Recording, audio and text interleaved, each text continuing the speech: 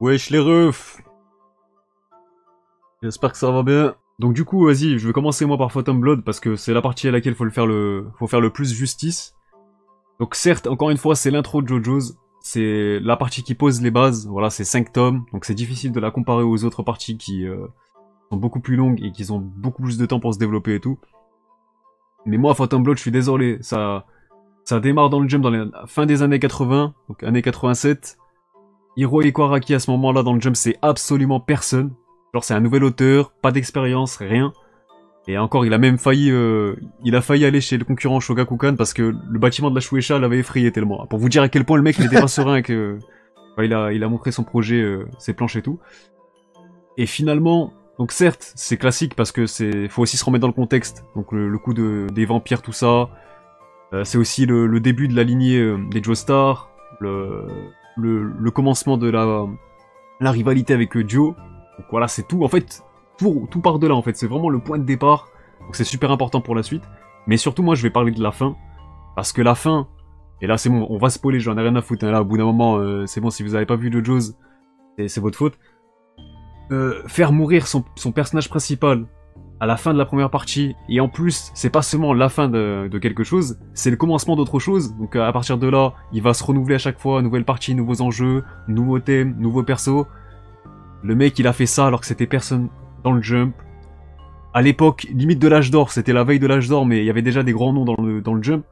Et c'est comme si, je sais pas, demain t'as The Lizzie Samurai, le prota il crève, et il y a tout qui change derrière. Jamais tu verras ça. Là, il y a qui l'a fait récemment? Il y a Chainsaw Man. Parce que Chainsaw Man, non mais non, Chainsaw Man, je veux dire, une nouvelle partie, là. C'est ça que je veux dire. Le prota n'est pas mort. Les gens le savent, de toute façon. Mais ce que je veux dire, c'est que une nouvelle partie où tu vas changer les choses et tout, en fait, c'est un crack par génération qui va faire ça, j'ai l'impression. Donc là, c'est maintenant, le nouveau crack, c'est Tatsuki Fujimoto. Mais à l'époque, c'était Araki. Et c'est toujours un crack, d'ailleurs, mais voilà. Donc moi, c'est pour ça que si je résume, et si j'essaye de faire la hiérarchie en fonction des parties de JoJo's, bah moi, la partie 1, je la mets déjà en A. Très bon. Pour moi, voilà, je vois dans le chat, toi aussi, vous parlez que de la fin, mais il faut parler aussi du reste. Parce que si on prend en comparaison avec les autres parties ou pas, on fait juste objectivement qualité en soi-même. Je peux faire les deux, mais pour moi, même qualitativement, c'est une bonne partie aussi. Hein. Juste si tu la prends toute seule. Je la prends toute seule, je la trouve pas ouf, sans parler de la fin, hein, en vrai. Mais en quoi tu la trouves pas ouf? Bah, c'est sûr qu'il y a des trucs intéressants, mais en vrai, je sais pas. Franchement, je la trouve vraiment pas... Quand j'avais regardé pour la première fois, ça m'a pas... Ça a pas transcendé, en vrai. Bah, moi, ce qui m'a transcendé la première fois, c'était la partie 3. Hein. C'est là que j'ai commencé à péter un plomb sur JoJo's. Hein. Mais moi, pour moi, ça reste une... Ouais, je sais pas. B, ça me paraît sévère, hein, parce que si tu juges aussi son importance, et tout, là... Si tu mets dans le très bon, ça veut dire que tu le mets à côté de Steel Ball Run, tu vois? Tu vois ce que je veux dire? Comment ça, à côté de Steel Ball Run? Bah, Steel Ball Run, ça va aller direct dans le très bon. Steel Ball Run, ça va aller dans S+, mais non... mais je vois pas, parce que... Ouais, on voit pas sur le... Ok. Non, il y a S+, donc le Prime de JoJo's, donc là, Steel Ball Run, voilà, on vous spoil. S Masterclass, il y aura beaucoup de parties, je pense aussi. Après, très bon. Donc voilà, mais okay, non, mais moi, le très bon, c'est le troisième tiers. Donc pour moi, ça va. C'est genre. Ouais, ça va. Non, mais je crois que c'était que les. Ouais, ok, très bien. Non, ça va, très bon. Mais moi, en vrai de vrai, même si je juge juste la partie en elle-même, Phantom Blood, là, bah, c'est l'introduction quand même de Dio. Autant Jonathan, je sais pas comment on dit, mais lui, je l'ai trouvé un petit peu osef. Bah, certes, c'est un bon gars et tout, c'est un bon prota, gentil, bienveillant, tout ça, mais un petit peu osef, je trouve, comparé aux autres. Après, il a eu que 5 tomes pour lui, Biskin. C'est Dio qui carry un peu la partie. Mais voilà, c'est Dio surtout qui carry le truc, et c'est pas pour rien que tout va reposer à la ligne directrice de Jojo, va reposer sur lui. Parce que le personnage, il était tellement marquant, mais dès le début, en fait. Moi, par contre, Dio, il m'a pas marqué à partir de la partie 3, pardon. C'est vraiment dès le début. Le mec, c'est une raclure. C'est le mal incarné. Donc ouais, il y a quand même ça. Bon, après, t'avais aussi l'onde et tout, là. Bon, après, c'est pas... Je crois, c'est dans le premier chapitre, il crame le chien de Jonathan? Il le fout dans le four, là? Ouais, je crois. Dans les premiers, en tout cas, mais... Vas-y, c'est incroyable. Donc ouais, donc du coup, qu'est-ce que vous mettrez, vous Quel rang pour Phantom Blood? très bon perso. Moi, c'est soit A, soit B. Mais B minimum. Bon, moi, je trouve que le contexte est beaucoup trop fort. Et oser une fin comme ça, à ce moment précis, dans ce contexte précis, tu marques beaucoup de points, en fait. A, B, B. Et du coup, bon, là, par contre, j'ai quand même préféré en animé, du coup. Parce que c'est vrai que le style d'Araki au tout début, c'est peut-être pour ça qu'il y en a beaucoup qui ont du mal à se mettre au manga de JoJo's.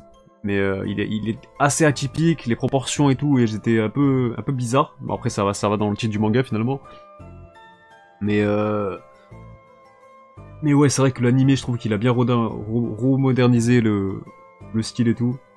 Vas-y, moi j'ai envie de la mettre en. On met en quoi, en A ou en B du coup? En vrai,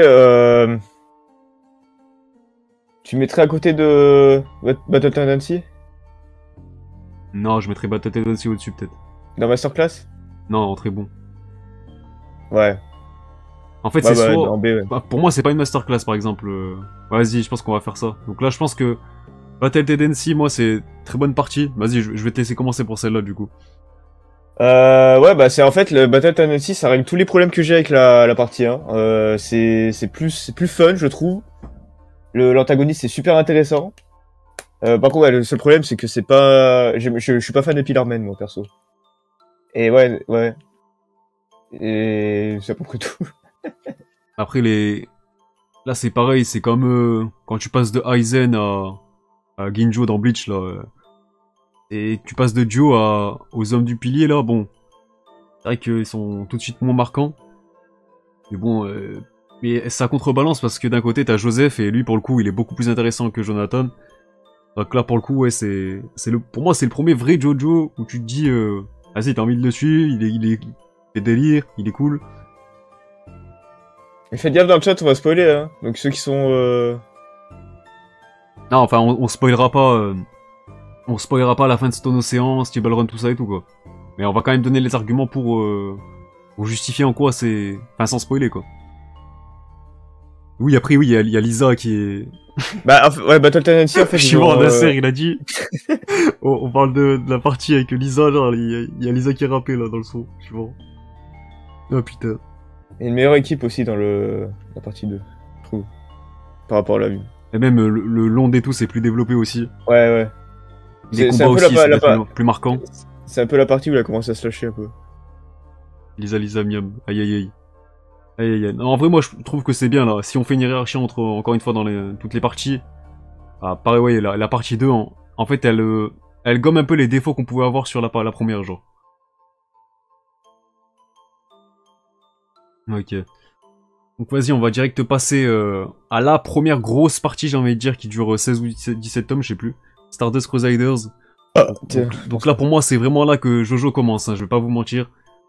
Moi, je sais pas, en fait, j'aimais bien l'onde et tout, c'était cool. Hein, mais c'était limité, en fait. Tu sentais que ça allait tourner en rond. Et c'est là que Araki, il a encore montré qu'il était trop fort, c'est que... Vas-y, encore une fois, il change de partie, d'univers, tout ça, de thème, de perso... Mais surtout là, il change aussi les règles de son univers. Et là, ça y est, il t'introduit le concept des stands qui vont influencer je sais pas combien de mangas derrière, hein, Shaman King, Yu-Gi-Oh, tout ça. On les a grâce à JoJo's, grâce aux stands. Mais vraiment incroyable. Autant le rythme, je peux comprendre que beaucoup trouvent ça très lent, parce que c'était un format un petit peu épisodique, genre c'était à chaque fois une nouvelle petite histoire, avec un nouveau méchant, un nouvel anta avec un stand différent. Mais c'était surtout pour... à te mettre en avant et expliquer le concept du stand en fait. Donc moi je me suis éclaté en les découvrant. J'ai pas vraiment ressenti de longueur, même s'il y en a, en vrai c'est vrai qu'il y en a. C'est long en animé, mais en manga c'est moins long. J'avais refait le manga après l'animé, c'est vachement moins long. C'est juste l'animé, il est long de fou. Genre t'as un épisode complet sur le stand du soleil, là, The Sun. C'était long, hein. Moi j'ai préféré en manga aussi, Stardust Crusaders. Ouais. Sachant que les parties tu peux les lire en couleur aussi. À part si vous... Les Arabes sont enfin représentés dans un manga grâce à cette partie. Vous avez Vegeta, les gars? Ah mais oui, après, le crew des persos, là, incroyable. En vrai, c'est peut-être le meilleur qu'il y a eu. Ouais. Vraiment... Enfin, c'est aussi peut-être la première partie, je dirais qu'il y a des morts vraiment marquantes pour le coup. Il y en a eu avant, mais... Là, c'est des personnages, tu t'attaches vraiment à eux. En plus, la partie elle est longue, donc t'as le temps de les suivre et tout. T'as vraiment l'impression que c'est tes potes. Le fait qu'il y en ait qui meurent, ah, ça t'impacte. Ça t'impacte un minimum. Et vas-y, le combat Jotaro. Enfin, déjà, Jotaro, incroyable. Le Jojo Furio. Et qu'est-ce qu'il te faut de plus? Jotaro, je kiffe trop. Mais surtout, son combat contre Dio, c'est peut-être l'un des meilleurs que j'ai vu, tout manga confondu. Ils se mettent à voler dans les airs pour aucune raison. C'était incroyable en vrai. C'était incroyable. Donc moi, pour moi, je dirais pas que c'est le prime de Jojo, c'est parce qu'il y a eu mieux après. Mais pour moi, c'est Masterclass, c'est S. Partie 3, pire partie de Jojo de très loin, abuse pas, wesh. Ça raconte strictement rien, les persos sont nazes. Ah non, là, les persos sont nazes, je suis pas d'accord. Hein. C'est le meilleur crew de tout le manga. Hein. Polnareff, Kakyoin. Ah, les combats Osef, sérieux? Les combats sont pas ouf au début. Hein. Ah mais ouais, mais ça quand c'est épisodique. Mais je vous rappelle que dans Stardust Crusaders, il y a carrément des épisodes où ah vous voyez Kaiji, bah il y a de ça dans Jojo, tu vois. Araki, il était en roue libre total, il faisait ce qu'il voulait. C'est du man game. Par contre, ouais, pire personnage, les personnages, je suis vraiment pas d'accord. Hein. Ah non, pas du tout. Pas du tout. Genre, tous les persos sont, même Polnareff et tout, incroyable. Ça, c'est Golden Week. Et c'est pas pour rien. C'est pas pour rien qu'ils reviennent après, certains. Enfin, certains reviennent après. Ah, mais c'est pas un mal en soi que ce soit épisodique. C'est pas parce que c'est épisodique que ça y est. Dans ce cas-là, il y a des... T'enterres des séries qui sont full épisodiques. Et Joe est une fraude. Ah là là là. Aïe. Moi, va falloir me dire en quoi Joe est une fraude à partir du moment où il y a une série qui est basée... qui fait bientôt 130 tomes et tout est basé sur lui. Donc si c'est une fraude, ça devient inquiétant. C'est-à-dire que le manga est une fraude finalement. Parce que... Sinon, je comprends pas. Partie 1 à 6, c'est à cause de lui. Il est à cause de tous les problèmes de la partie 1 à la partie 6. Ah, c'est bon, Kira, ok, je suis d'accord. Mais ça veut pas dire que c'est une fraude. Ah, mais y a pas de Kira sans Dio aussi, voilà, allez hop. Ah, mais bref, il remplit tous les rôles d'un très bon antagoniste. Genre, fils de pute, il met des bâtons dans les roues à tout le monde. C'est lui qui donne de l'intérêt au truc finalement. Vous pouvez kiffer plusieurs antagonistes à la fois, les gars. Aïe. Après oui, c'est pas parce que tu peux préférer Kira, et c'est pas parce que tu préfères un antagoniste que les autres sont des fraudes. Bah, surtout pas Dio, quoi, enfin, genre... bref. Bon, du coup, la partie 4. Alors, la partie 4... moi, après, c'est personnel, vraiment, je mets dans S+. Je mettrai à côté Cyberone, en vrai. En vrai, bah là, on va voir si Adrien Simon est vraiment de mauvaise foi. On va 20 minutes avant la partie... C'est devenu mythique. On le voit dans tout Phantom Blood, mon ami. On va voir s'il est de mauvaise foi, parce que Diamond is Unbreakable, il m'a cité Kira. Mais Diamond is Unbreakable, c'est full épisodique aussi pendant un moment. Alors là, si tu me sors que là, bizarrement, t'aimes Diamond is Unbreakable, alors que c'est littéralement le même procédé que Stardust Crusaders tout le long, c'est-à-dire, tu teases l'antagoniste, tu fais monter la hype, tout ça et tout, sauf que là, l'antagoniste, tu le vois à l'épisode 20, littéralement Kira, je crois que c'est l'épisode 20. Oui. Et juste avant ça, c'est full épisodique aussi. Mais même pendant Kira, c'est épisodique. Hein.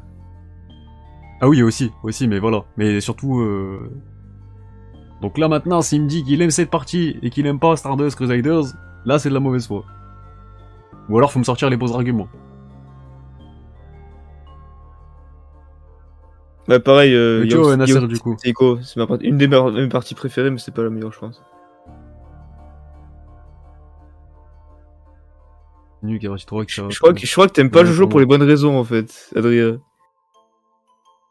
Ah mais oui, toi t'es là juste pour l'antagoniste, en fait. Ah non, moi c'est tout le concept de... À chaque début de nouvelle partie et tout, c'est comme un nouveau manga, donc c'est normal que faut laisser du temps et tout, genre. Après, il y a des parties qui démarrent plus fort que d'autres. Moi, après, je le mettrais pas en prime de Jojo, je pense. Parce que... Je le mettrais genre devant Stardust Crusaders. Mais le problème, c'est que c'est encore... c'est un peu lent au début, je trouve. Même si, pour moi, ça m'a pas dérangé et tout. Mais je sais pas, là, le prime... Après, faut voir aussi si le prime de Jojo, est-ce qu'on en met qu'une. Je pense qu'en fait, faut mettre une partie. Faut en mettre une seule, sinon... C'est bon, c'est déjà. Ah oui, on sait c'est laquelle, mais c'est pour ça que je la mets quand même devant Stardust Crusaders. Ouais. Bah ouais, c'est simple, ouais, tu mets devant les trucs. Et oui, après, juste pour revenir sur Kira, le concept de ce... Je sais pas si ça a déjà été fait avant, mais... Le concept d'avoir un Nanta qui pense faire des choses normales, faire le... Enfin, pas le bien, mais juste... Le mec, il veut juste faire des dingueries, qu'on le laisse tranquille. Je sais pas si ça a été fait avant, mais ce décalage-là, il est incroyable, en vrai. Un antagoniste passif, en fait. Entre guillemets. Genre, le mec, il te fait des vraies dingueries tout le long, et dès qu'on lui dit, ouais, c'est... Mon ref, t'es... Doucement, c'est chose que tu fais. Le mec, ah ouais, je t'en tranquille, genre, mais j'ai rien fait, genre. J'en ai rien à foutre, moi. Après, c'est aussi l'ambiance que j'aime bien dans Diamond Unbreakable. Ouais, le côté Slice of Life qui est sympa, je trouve. Surtout ouais, le côté tranche de vie, tout ça, ouais. ça change, et c'est la première fois aussi qu'on reste vraiment focus longtemps sur un seul endroit dans une même ville. Donc c'est comme si la ville, elle prenait vie aussi, genre, je sais pas comment expliquer. La ville, c'est un personnage en elle-même. Donc voilà, ça... À part entière. Donc Golden Wind. Alors, le côté mystère sombre incroyable. Oui, c'est ça aussi qui est cool. Avant que Kira apparaisse, c'est vrai qu'il y a... Bah, plus ça avance, plus il y a de la tension, parce que t'as vu un truc bizarre quand même avec ça, avec la main, là. Sauf que s'il met du temps à arriver. Mais quand il arrive après, bah, il y a tout qui s'accélère et tout, ça devient lourd. Donc vas-y, on enchaîne avec la partie 5, Golden Wind. Moi, je mets en moyen. C'est tellement d'opportunités, ouais. Franchement, ouais. Non, ouais, moyen. Ça se fait carré par l'animé, en vrai. Hein. De ouf. L'animé a vraiment fait un bon boulot, parce que je trouve il y a tellement d'opportunités manquées avec cette partie, ça me rend fou. Genre, t'as Giorno, je pense pas que ce soit un spoiler, hein. C'est le fils de Dio et de... Enfin, fusion entre... T'es capté, quoi? Entre Dio et Jonathan. Et ils font rien, quasiment rien avec ça. Il a zéro personnalité. Il revient pas vraiment sur ses origines, genre, ouais. Enfin, juste au début, tu vois. Et genre, il a pas vraiment adopté de personnalité de Dio. Et plus du côté Jonathan, ils ont rien fait avec ça. Non mais, enfin pour moi ça reste une très bonne partie, je la mets en très bon, c'est sûr. Ouais, sûr. Non mais ils sont tous bons, hein. Je parle en fonction des autres, quoi. Moi je trouve ça vraiment moyen. Genre t'as préféré quand même les deux premières parties à ça? Ouais. Ah pas moi. Pas moi parce que, enfin... Après je suis d'accord que moi j'avais bien aimé en manga. Genre si je basais mon avis que sur le manga, je mettrais genre en B. Mais justement l'animé il a... C'est la seule fois je trouve que ça a sublimé le manga. Parce que le manga je mettrais en A juste pour les combats. Parce que je pense qu'il y a les meilleurs combats de Jojo, ils sont là-dedans. Ah mais même la bande des... Le crew aussi, c'est peut-être le deuxième meilleur qu'il y a eu dans Jojo. À part Bruno... Ah même Mista et tout, moi je les kiffe moi. Wow. Arantia et tout là. Après, Giorno en lui-même, je le trouve un petit peu... je le trouve un petit peu en dessous des autres. Perso, genre... je sais pas, il était cool, mais... Il est pété, il est cheaté aussi. Ouais, cheaté, mais en fait, c'est sa personnalité en elle-même. Je trouve pas qu'elle est marquante comme celle des autres, genre... Des autres Jojo, je parle. Après, ouais, les combats et tout, c'était vraiment incroyable. Les combats sont incroyables. Même les stands et tout, il y avait encore des trucs qui partaient toujours plus loin. Et même Lanta, je l'avais vraiment kiffé aussi, Lanta, avec sa double personnalité, là. Là, c'était intéressant. Ouais. Ils auraient pu faire ça, justement, le concept de la double personnalité sur Giorno. Du coup, ils l'ont réservé à Lanta. Après, ils ont voulu un petit peu faire comme Dio, pas trop le révéler tout de suite, machin. C'est vrai que ça a tardé sur ça aussi. Diabolo. Non mais ouais, en vrai, la partie 5 est très lourde. Non, en vrai, moi, je suis obligé de la mettre en A. Je trouve que c'est dur de la mettre en dessous de tout tu mets pas dans B? Tu mets dans A, carrément? Non, moi, je l'ai même préféré à Battle Tendency. Ah ouais. Si. Ah ouais. Voilà, bon, Stone Ocean. Alors là... attends, on parle de la fin ou pas? Non, on va pas spoiler, Okay. Mais t'as pas besoin d'expliquer la fin pour dire en quoi c'est incroyable. Mais chaud quand même. Mais genre, en gros, là, si vous suivez l'animé, dites-vous que c'est que l'intro que vous avez vu. C'est déjà très lourd, hein, les 12 premiers épisodes étaient très cool à suivre. Ah, c'est un très bon début pour l'adaptation. J'aurais aimé que Netflix les sorte pas tous d'un coup, en vrai. avec le recul, parce que plus Eh personne bah, n'en parle. plus personne n'en parle, mais c'est là que tu vois que la communauté manga, ça fonctionne qu'avec de la hype. Parce que regardez, là, il y a plus d'épisodes de JoJo's, de Stone Ocean, plus personne n'en parle. Pourquoi plus personne n'en parle? Vous regardez des animés pour la hype ou pas? Genre, faut arrêter au bout d'un moment, genre, c'est quoi Mais ça? ils en sont où les Japonais niveau diffusion là? Parce que ça reprend quand ils nous ont rattrapé, non? Ah, mais non, je crois qu'on va devoir attendre encore l'équivalent de 12 épisodes après quand ils auront rattrapé. Ah, ils en sont où eux? Tu sais pas? Ah, je sais pas.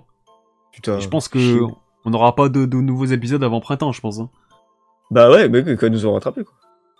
Bah non, parce que quand ils nous auront rattrapé, il faut qu'aussi les épisodes qui prennent de l'avance maintenant et qu'après c'est à nous de les rattraper. Un bail comme ça? Non mais non, en fait ça diffuse semaine par semaine là, en mode normal au Japon là. Ah mais ça avait pas commencé avant, c'est ça le truc. Non non, Je te dis. ça commence en même temps. Bah, justement. Ils avaient C'est un que- épisode quand c'est sorti le jour sur Netflix, Ouais bah c'est et ça c'est alors. la semaine d'après, ouais mais ils en sont où? C'est pas? Non mais là le problème c'est que quand ils nous auront rattrapé, bah maintenant ça sera à nous et Netflix d'attendre que les Japonais aient sorti 12 épisodes, 12 autres épisodes, pour que Netflix les sorte tous d'un coup. Si j'ai bien Non, compris. non, ça va faire comme à la sortie. On aura 12 épisodes et eux ils vont nous rattraper après. Bon bah j'espère, hein, parce que si c'est ça, ça reprend en avril, non? Ah bah ouais, je crois que c'est au printemps. Enfin bref, du coup, c'est juste pour dire que là, ça a adapté, je crois, 6 tomes, même pas. On va dire 5 tomes et demi. Sachant que la partie, c'est peut-être la plus longue. Enfin, pas la plus longue, mais genre, elle est assez longue. Genre, c'est 17 tomes, avec les deux derniers qui sont assez épais. Mais donc ouais, Stone Ocean, déjà, moi, je suis fan de tout ce qui est univers carcéral, tout ça, dans les mangas, dans les séries, tout ça, c'est souvent un milieu que je kiffe. Cadeau. La fin est très ambitieuse et osée, rien que ça, c'est S. Donc ouais, avant de parler de la fin, Joline pour moi c'est le meilleur Jojo. Voilà, je vais être simple, net et... Parce que c'était un pari à ce moment-là. Le Jump, ils ont longtemps refusé que Araki fasse une héroïne pour faire une Jojo finalement. Et finalement, quand il prend le risque de le faire, qualitativement parlant, en tout cas, ça a rien changé en termes de Et scénario tout ça. elle a failli être lesbienne aussi avec Anasui. C'est qui était censé être une meuf au départ. D'ailleurs, on voit un chapitre où c'est une meuf. Le tout premier chapitre où il apparaît, c'est une meuf. Et elle a failli être lesbienne, le joli, mais ça n'a pas passé apparemment. Non mais là, ça montre encore la liberté de... Ça montre encore la liberté de l'auteur. Le mec, il peut faire ce qu'il veut. Si d'un coup, il veut faire une héroïne, il peut. Bah, on a vu qu'elle était totalement à la hauteur des autres JoJo. Et jusqu'à la fin, en fait, elle est incroyable. Même, il y a beaucoup de persos qui sont très très cool dans son océan. Donc après, on va laisser aussi... Enfin, je suppose que cette partie-là, il n'y a pas beaucoup de monde qui l'ont lu. Qui l'a lu. Donc je pense que beaucoup attendent l'animé pour ça. Pour se mettre à jour, pour finir la partie. Mais en tout cas, en termes de scénario et tout, avec Pucci là, du peu que vous avez vu dans l'animé, je pense que vous avez bien compris que ça allait être un antagoniste marquant. Et mais la fin, juste un mot sur la fin sans spoiler. En fait, on était habitué à ce que Araki, comme on l'a dit au début, qui redéfinisse tous les codes de son univers à chaque fois, qui change de registre à chaque partie. Et ben, il a encore été plus loin avec la fin de Stone Ocean. Voilà. Le mec, il a encore atteint un autre niveau. Franchement, j'ai même pas de mots pour décrire cette fin en fait. Même si je pouvais spoiler, je sais même pas quoi dire. Genre tellement c'est incroyable, j'ai pas de mots en fait. C'est trop. Genre c'est imprévisible. Et je pense que même la meilleure des fins de fiction que j'aurais pu faire, ça aurait été plus nul que ça. Voilà, c'est tout ce que je peux dire. Donc voilà, rien que pour ça, moi Stone Ocean, je le mets en masterclass. Et je le mettrais même devant la partie 4. Ou en tout cas même niveau je dirais. Genre entre les deux. Je mettrais dans très bon perso. À côté Prison Break. Ah mais là c'est... Et ce qui est bien, c'est que certes on reste dans l'univers de la prison et tout, mais que... Ah finalement, Joline, comme vous avez pu le voir, elle s'évade assez vite, comme elle veut, genre. Donc certes au début, il y a des petites galères, mais tranquille en vrai. On s'était arrêté où dans l'animé déjà? Putain, j'ai oublié. C'est quand... merde, c'est quand exactement? Elle envoie Jotaro chez Speedwagon là, mais après... C'est quand elle croise Pucci la première fois là en fait. Ça a arrêté là? Ouais. Ah, genre il y a bon. eu... Elle a été sauvée par... Merde, je sais plus comment il s'appelle là. Joline a été sauvée. Et ça s'arrête là en gros. Non, Elias, on n'a pas commencé, tu vois bien. Donc ensuite, bon, Steel Run, partie 7.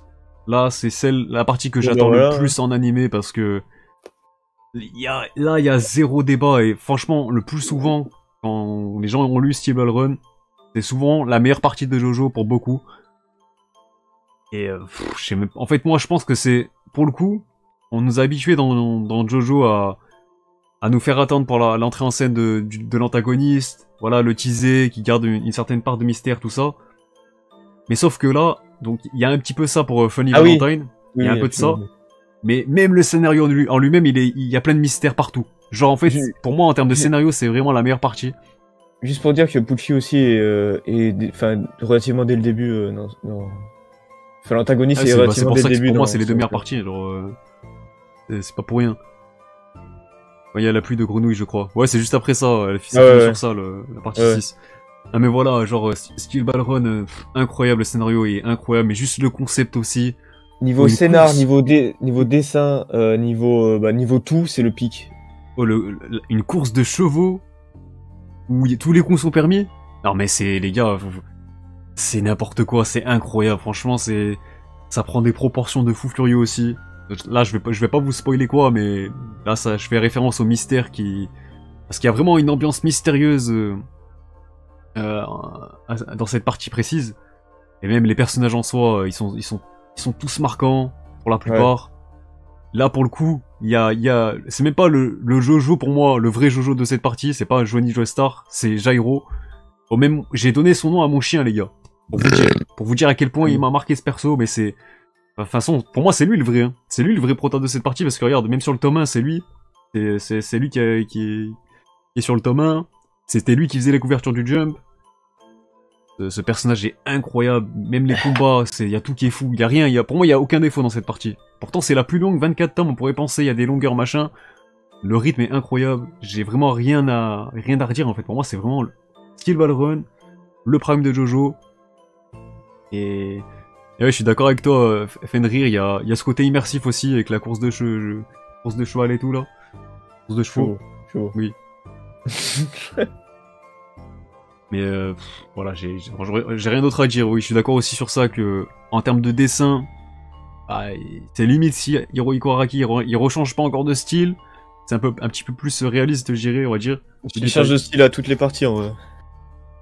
Ouais, mais là pour le coup, enfin, moi je trouve que c'est son meilleur style en tout cas. Oui. Donc voilà, masterclass genre pour moi il y a pas de débat là-dessus. Et Jojo Lion, moi j'ai pas encore fini du coup. J'attends là les tomes de ton câble. Ça finit en combien de tomes d'ailleurs? 23? Je sais pas du tout, aucune idée. J'ai fini, mais je sais pas. Et là je crois que c'est le. Ah non, je crois que c'est le tome 23 qui est sorti en France, là, je sais plus. Ah Ok, non, mais je crois mais qu'il y en a plus en fait. Ah, je je vais saurais pas pas les te... attendre, je crois que je vais pas les attendre, faut que je finisse. je saurais pas te dire. Donc Faut ouais, que je non, spoil dans finisse le parce chat. que ça rejoint un petit peu ce que je pense de Steel Ball Run dans l'ambiance mystérieuse, le scénario un petit peu complexe et tout, enfin plus étoffé on va dire. C'est plus poussé vers le mystère là. Et C'est bah, après, mon problème, un peu similaire à Diamond is 27 Unbreakable. tomes je crois, ouais je crois que c'est ça. Je crois que c'est ça, Takemura. Mais le problème que j'ai pour Jojo Lion, au contraire de Steel Ball Run, c'est que bah, là je crois que je suis au 22e tome moi, et on sait toujours pas vraiment qui c'est l'antagoniste, et ça pour moi c'est un problème. Ça c'est un problème pour moi, genre. Parce que Oh, bah, je veux bien bah, qu'on te garde du mystère, machin, mais au bout d'un moment, genre, quand t'as passé la vingtaine de tomes et on te fait encore des fans sur l'antagoniste, ok. bon, Je vais c'est pas- bien, hein. je vais pas te spoiler du tout, mais attends-toi pas de trucs de fou hein, là-dessus. Ah bah, pour moi, ça restera un gros défaut, alors, parce que, genre, je Ah veux bah bien ça que tu restera un gardes, défaut, oui. Je te garantis, oui. tu gardes des mystères sur le truc et tout, mais au bout d'un moment, faut, wesh, mais qu'est-ce qu'on C'est- va retenir de l'antagoniste, finalement, j'ai envie de dire, quand il va... C'est pour moi, c'est la pire fin. Ah ouais, à ce Ouais, moment-là. ouais. Mais Et après, j'adore la partie, hein, je mets dans très bon, mais c'est la pire fin de tout le. ah, moi aussi, je la mettrais du coup, je la mettrais entre la partie 5 et la partie 2. Moi. Parce que pour moi, ça reste une très bonne partie, même si, parce que là, pour moi, encore une fois, on fait en fonction enfin, on fait une hiérarchie entre les parties, encore une fois. Donc pour moi, toutes les parties sont très bonnes. C'est minimum très bon, Jojo. Oui, oui. Mais, Mais ouais, le coup de Lanta qui met du temps à arriver. Ah ouais, il Et m'a là, mis du temps. Ouais, plus on se rapproche de la fin, bah moi il est là limite. Et ouais. c'est chiant en fait, c'est chiant. Donc ça se rattrape ailleurs, encore une fois avec le concept de destin et tout, c'est encore une fois très très bien maîtrisé. Hirohiko Araki, il a beau avoir dépassé la centaine de tomes, il est toujours aussi créatif et tout ça, y a pas de souci. Le scénario est très bon aussi en lui-même, donc il se rattrape sur beaucoup de points. Et ouais, c'est quand même dommage à ce niveau-là. Il y a des trucs, enfin, en fait, il y a des trucs pas expliqués. J'ai l'impression qu'il a drop pas mal de trucs dans Jojo Lion. Je trouve la fin assez rushée. Il y a des trucs des mystères qui sont pas été résolus. C'est très très étrange. On dirait qu'il Je sais avait, pas si- on dirait qu'il avait la flemme de finir et qu'il voulait commencer Ouais. autre chose, genre. Ouais, je sais pas s'il en avait marre, il a drop d'ici des drops comme ça, mais ouais, hein, ça fait très pas fini en fait.